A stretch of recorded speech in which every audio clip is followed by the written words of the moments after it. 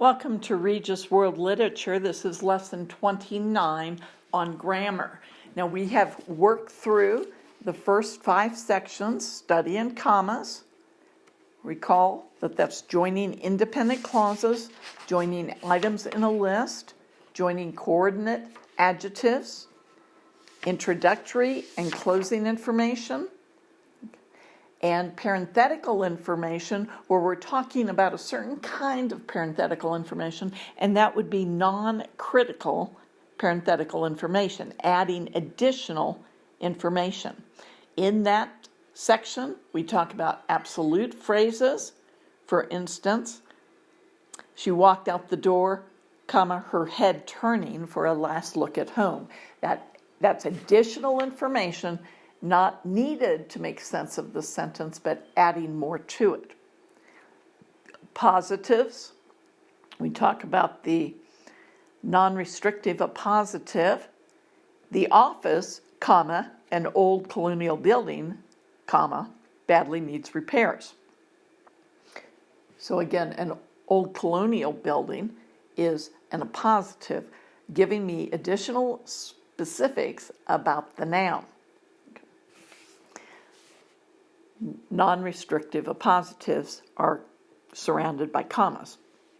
Relative clauses, that would be something that is introduced by something like whom or which. Giving you an example, the movie, which is my favorite comedy of all time, is on TV tomorrow night. These are non-restrictive relative clauses. They're not needed to identify what we're talking about. It's just additional information. As opposed to, I saw the guy who delivers my mail in town yesterday. The guy, I don't know who we're talking about, but the guy who delivers my mail, that's restrictive. In other words, it tells me, it identifies the guy for me. So we do not use commas. And interjections, that would be where I just have typically just a single word, maybe a phrase, that's an exclamation on my part as the speaker, aside from the sentence. Wow, what a great achievement. The word wow is an interjection. Noun of direct address is the person I'm speaking to. James, comma, will you please close the door? So things like that are really separated from the sentence are going to be nouns of direct address. Now, those are 5. 5 sections, of which the last section had 5 parts. We outline that for you in lesson 28. Now, today we're going to cover number 6. Number 5 was parenthetical information that is not critical to the sentence. Now we're going to talk about another type of parenthetical element, and that is what we're going to talk about, or that's what we're going to label contrasting information. So even though it is a type of parenthetical information, we're not going to include it in section 5. We're going to think about it as a new section. It is adding information that strongly contrasts with the rest of the sentence. We separate the contrasting information with either 1 or 2 commas, depending on its position in the sentence, just as we've done before. For all of these in section 5, and we've been doing, if it's at the beginning of the sentence, we put a comma after it. If it's at the end of the sentence, we put a comma before it. And if it's in the middle of the sentence, we surround it with commas. That is the same way we're going to treat this kind of information. Let me read you 3 examples and write one of them. I told you to buy 4 cases, comma, not 6. There's my contrasting phrase. The manager, not employees, will decide when it is appropriate to close the restaurant each night. It is not the wealthy elite who decide elections, but ordinary citizens like you and me. Can you figure out the contrast in each one? Not 6, not employees, but ordinary citizens like you and me. Those are my contrasting phrases to the rest of the sentence. Commas just depend on whether they're put at the beginning, whether that phrase is going to be put at the beginning, the middle, or the end. Let me write one of them for you. I could not resist changing it a little. The teacher, not the students, decides when break is over. Notice the overarching sentence is the teacher decides when break is over. That's my sentence. My contrasting information is not the students. It's not at the beginning or end. It's in the middle of the sentence, so we surround it with commas. Okay. The next thing we're going to discuss is what I would be calling commenting or comments. The speaker's comments or additional information.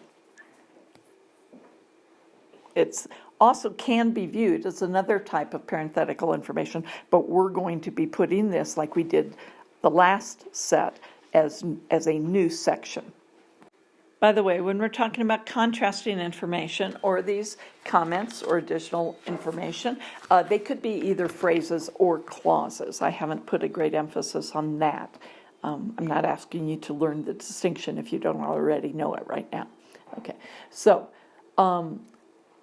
it says we can also use other phrases or clauses parenthetically to provide supporting information or commentary on the rest of the sentence. Here are some examples. Find me something to dig with, such as a shovel or a spade, so I can plant these flowers. My additional information is such as a shovel or spade. Next, however, the rules, if we choose to follow them at all, are not always consistent. My parenthetical information or my additional information, or I could say my comment on the sentence, hidden in the middle of the sentence. Do you see that? However, the rules, if we choose to follow them at all, that's my comment as a teacher, or the speaker, are not always consistent. Whatever you decide to do, just leave me out of it. Okay. So whatever you decide to do is going to be the additional information or the comment.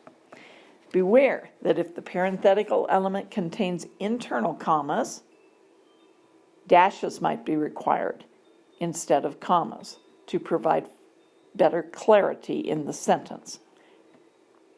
For instance, many fundamental aspects of living on one's own, let me read that again, many fundamental aspects of living on one's own, cooking, cleaning, doing laundry, are things for which many young adults are completely unprepared.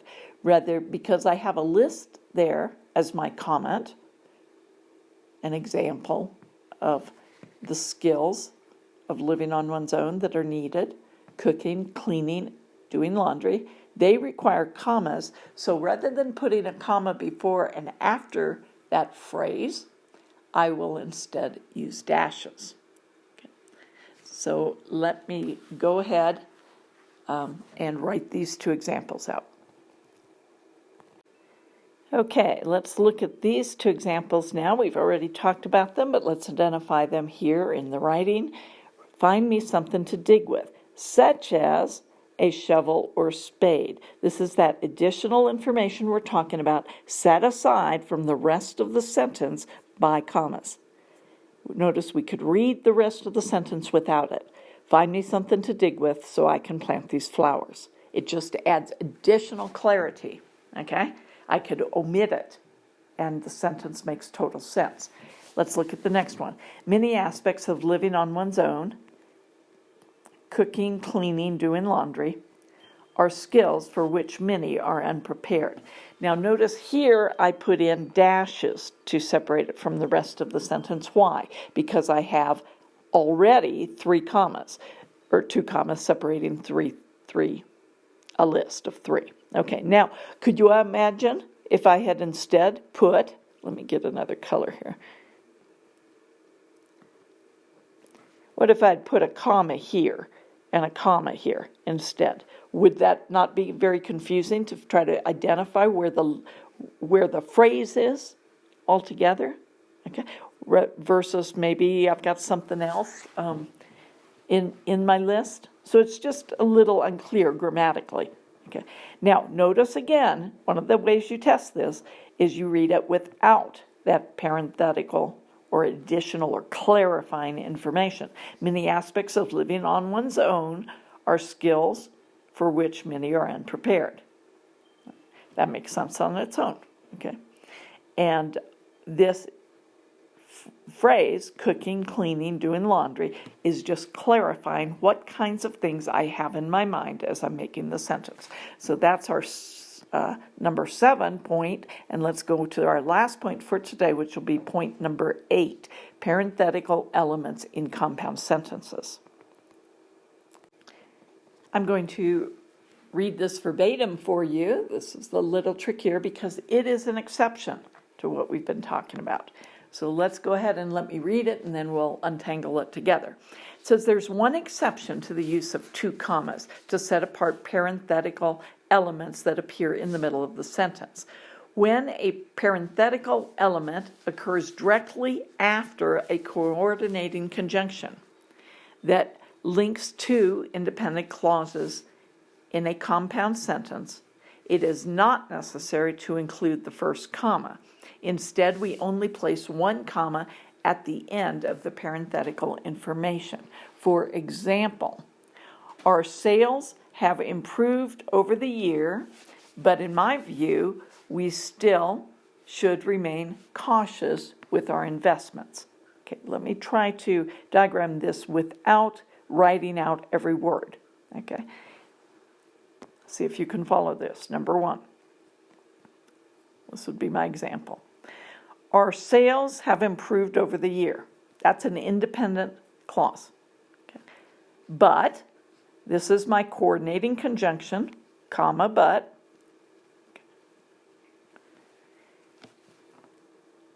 I could have said, we still should remain cautious with our investments. Okay, let's look at that. Our sales have improved over the year, comma, but we still should remain cautious with our investments, period. Now, what if instead of saying that, I said, but in my view, this is one of those parenthetical statements that we would expect, it's in the middle of the sentence, I would expect to surround it by commas. But, comma, in my view, comma, okay? But what we're saying is this is the exception. We would not want this first comma. Take that away. We would just say, comma, but in my view, comma, and I do mark this wrong on your student work. I've seen this several times. So take away this first comma. Let's read another one. Sarah has her mind set on moving to London, comma. So, try as you might, you're not going to get her to change her decision. Can I picture the pattern here? Let's go back to our other color. I said, Sarah has her mind set on moving to London. Sarah has her mind set on moving to London, comma, so, coordinating conjunction. Right? Let's say I don't have my parenthetical statement in, so you're not going to get her to change her decision. So you're not going to get her to change her decision, period. This is the independent clause 1. This is the independent clause 2. 1 comma. But what if I had inserted, so try as you might, my parenthetical statement, my comment, right? Try as you might. Let me try to write that in there. Where will my comma go? Not on both sides, but just afterwards, before the second independent clause. Let's read a third one. Oh, let me say it. Okay. It can be helpful, however, to include it when the parenthetical element is quite long or needs to be given more emphasis in the sentence. So typically, the exception is do not put it after the coordinating conjunction. That's my rule. Okay, it's an exception to the overarching rule. It should surround a the comment.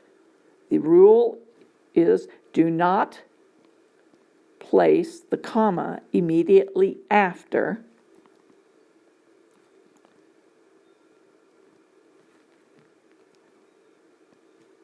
the coordinating conjunction when it's being used to separate two independent clauses. Okay. Now, if it's very long, you can do that. For instance, the problem seemed simple enough at first, but there are many complexities that we must consider. Those are the two sentences joined by the coordinating conjunction. Now, inserting the comma, I would say, the problem seems simple enough at first, but as you will soon find out for yourselves, that one, because it's so very long, as you will soon, but, okay, comma, but, as you will soon find out for yourself, that long phrase will have commas about it, okay, if very long. When in doubt, for this one, I would follow this rule.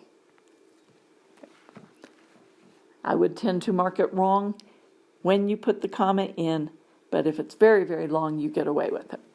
And you see, this is what makes punctuation challenging and difficult. There are certain things that are expected, but every now and then you can rationalize going in another direction.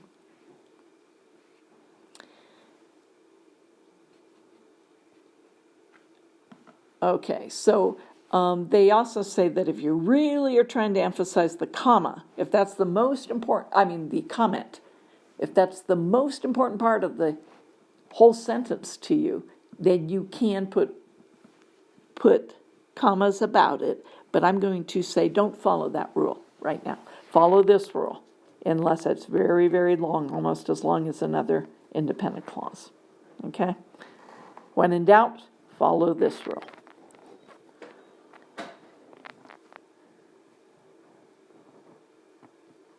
Okay. Occasionally you will have another teacher who will make that different for you. Okay, but they should clarify it because this is the most common way to look at it. All right, so that's all I'm going to do for you right now. And next time we'll start picking up a few of these extra kinds of commas that most of you probably know, okay? I.e. numbers, titles, countries and states, those kinds of things. So dates, okay. And then we'll talk about using commas with quotation marks. Okay. And so those last two sections we should be able to hit next time, not next week, but on lesson 30, which will show up and be uploaded 2 weeks from now. Okay, have a wonderful day. Make sure you study these. Make sure not that you just study them to reiterate, but when you are doing your writing, make sure you use these rules.